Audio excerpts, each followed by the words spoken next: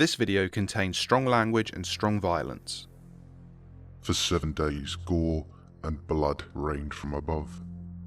The stench of death and decay consumed the oxygen as the corpses mounted, and by the end, not even the staff would lift a hand to add to the pile of dead. Keep up, Mitch. I'm starting to see staff. It's nearly nightfall and we still got about an hour's walk before we reach the treehouse. Look at them. Great lumbering oafs. Yeah, you heard me, you faceless freak.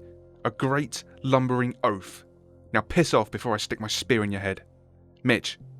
Mitch? What are you looking... oh. Those are bones, Mitch. That there is a shrine of sorts, and the remnants of the war between the Rooks and the Sparrows. Two of the oldest and biggest communities that ever lived in here. They went to war for control of the catwalks, all the way up there. It's too bright for us to see them now, but at night, you can just about see the lights that they've strung up. Their war is legend. Pretty much everyone in here knows the story. Come on, I'll tell you the tale on the way home. So, a long time ago in a galaxy far, far away... No, I'm just messing with you. There used to be two huge factions called the Rooks and the Sparrows. There were a few smaller ones like ourselves, but back then it was a different time. People weren't as amicable as they can be now. You'd increase your odds of survival by joining one of those two. The Sparrows and Rooks were led by a brother and sister. Different people say different things. Husband and wife, brother and sister, friends, whatever. Most people say brother and sister. The sister led the Rooks and the brother led the Sparrows. By sheer fluke, or maybe just damn good luck, they'd stumbled across the catwalks. The story gets a bit fuzzy here as how they got up there. Some say they climbed the pillars, some say they found a secret staircase, and some stupid fuckers believe they grew wings and flew up there. In any event, they lived up on the catwalks. Now, as with most alliances, as the years went by, things began to fall apart. You see, the Rooks preferred to raid the smaller settlements, take what they had, recruit new people to their cause, and kill those who defied them, very much in keeping with the social climate of its time inside IKEA. The Sparrows, however, took a different approach and opted for trade, much like how we operate today. Now, trading is not going to get you nearly as many resources as simply killing everyone and taking their shit, and before long, the Sparrows began to find themselves pushed for supplies to feed their quickly growing community.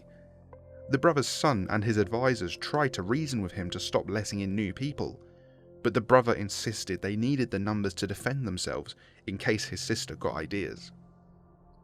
Soon though, the brother was forced to approach his sister and request aid for his people.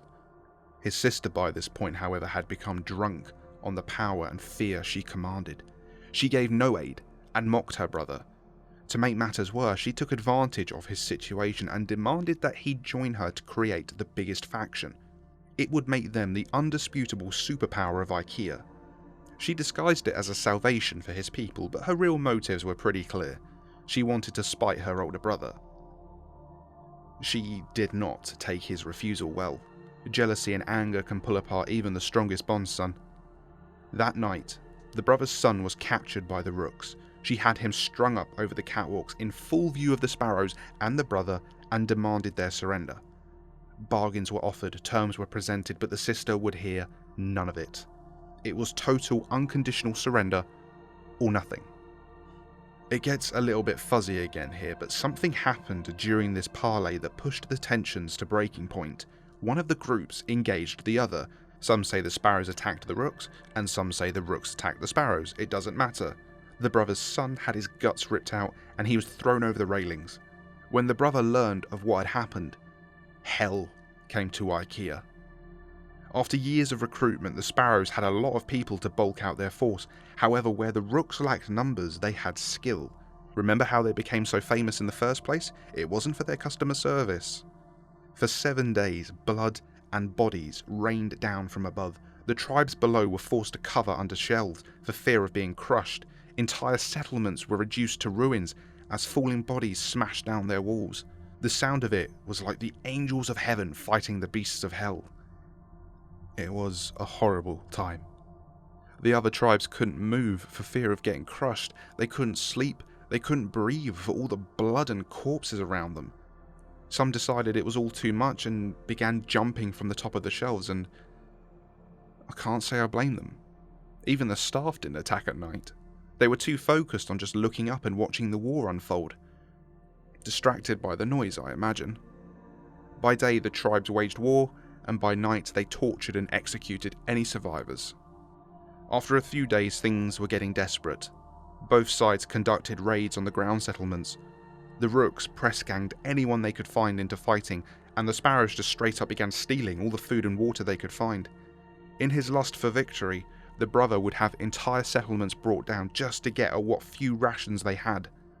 Both sides eventually caught on to the other though, and had archery posts set up around the pillars. Soon as either side came down, they were shot.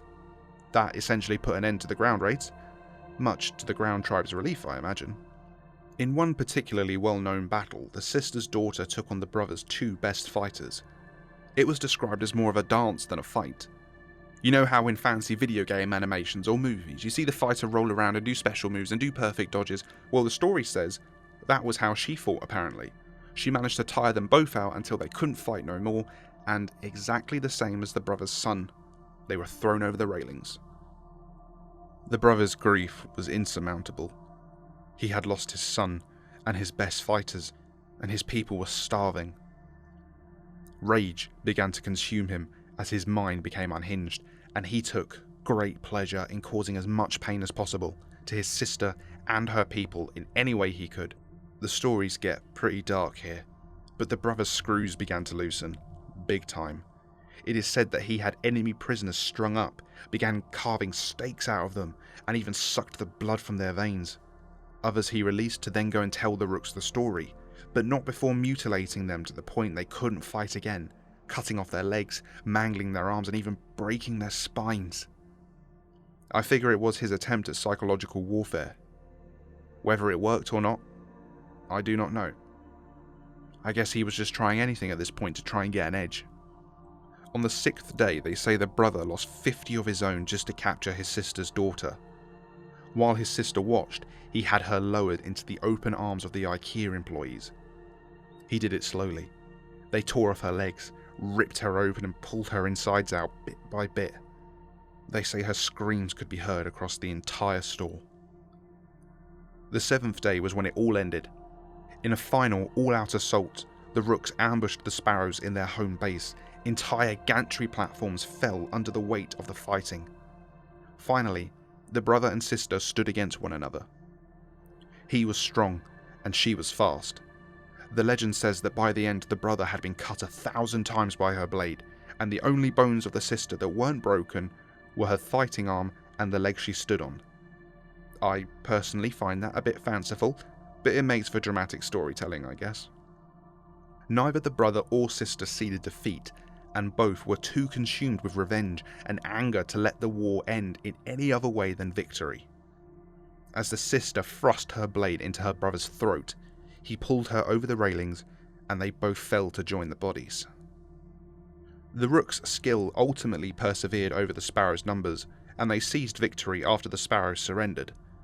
Surprisingly, they were shown mercy, and were offered a choice to join them under a new leader and new rules, or be banished and join the ground tribes. Those still loyal to the brother decided to leave, but a great deal more decided to stay, which to me makes sense. No staff can reach them up there, and no faction is going to try attacking the Rooks. The bodies were all gathered and piled up into the mountain you saw as some kind of weird memorial, lest we forget or something like that. After the carnage the war had caused, the Rooks adopted a new way of doing things. No more raids, and no more killing. They instead live a quiet and reclusive life now. The only evidence of their existence is when you see their lights go on at night. I imagine they come down sometimes to scavenge or trade for supplies, but you only ever really hear of them now in the same tale I have just told you. It took some time for IKEA to heal after the war. It was in ruin. The stench of death was everywhere and dry blood caked everything.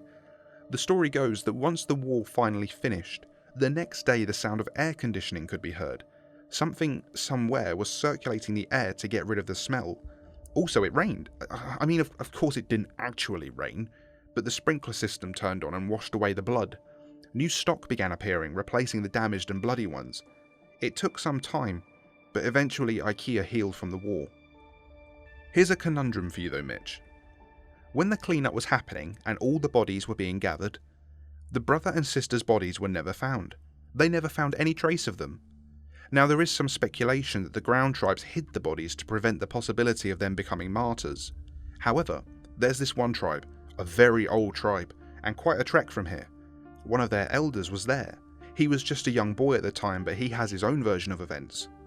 He says the brother and sister's bodies were picked up by the staff. They were carried on their shoulders to a door.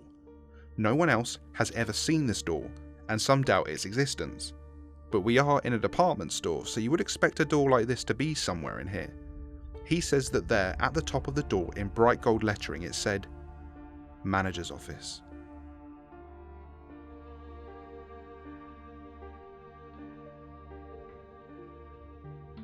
Thank you all so much for watching. Please like this video and subscribe to the channel to see more SCP content. Thank you to all the incredible members and patrons who keep this channel going. Please consider joining them.